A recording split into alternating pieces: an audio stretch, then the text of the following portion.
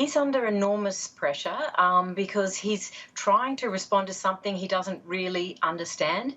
He's usually a very slick communicator. He manages to deflect issues with a folksy comment or, a confident sort of avoiding statement. But this is something he can't avoid. He's facing sustained pressure, and it's really showing him to stumble and not be able to cope with such a serious issue. Indeed, a serious issue, a multitude of scandals that prompted rallies across Australia with protesters demanding an end to sexual violence against women.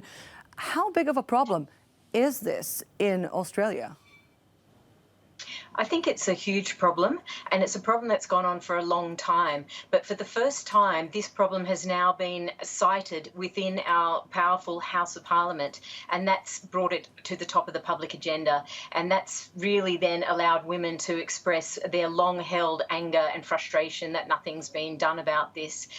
So it's quite an unusual situation that we have women within politics who would normally remain silent and not come out into the public, breaking ranks and coming out almost daily in the media, making accusations and making complaints. And so it's something that, women are very passionate about, but unfortunately the Prime Minister doesn't seem to understand how to handle that. What is interesting is also the perception of these women coming forward. I mean, the Defence Minister had reacted quite poorly when she heard the allegations initially.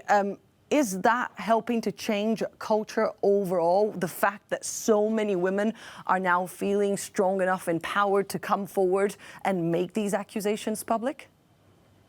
I think it is a real turning point, actually, because these are issues that have been raised many times but seem to sort of die away through lack of attention in the media. But because this is happening in Parliament, it is a very big of great interest to the media, and some very senior journalists who are women are pursuing this day in, day out and not allowing this issue to drop.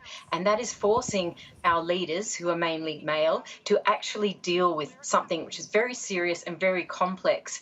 And particularly in the case of our Prime Minister, he's been long suspected as someone who lacks substance, who's able to just avoid issues and let them go because he knows that he'll win the day in the media. But this is not something that is going away.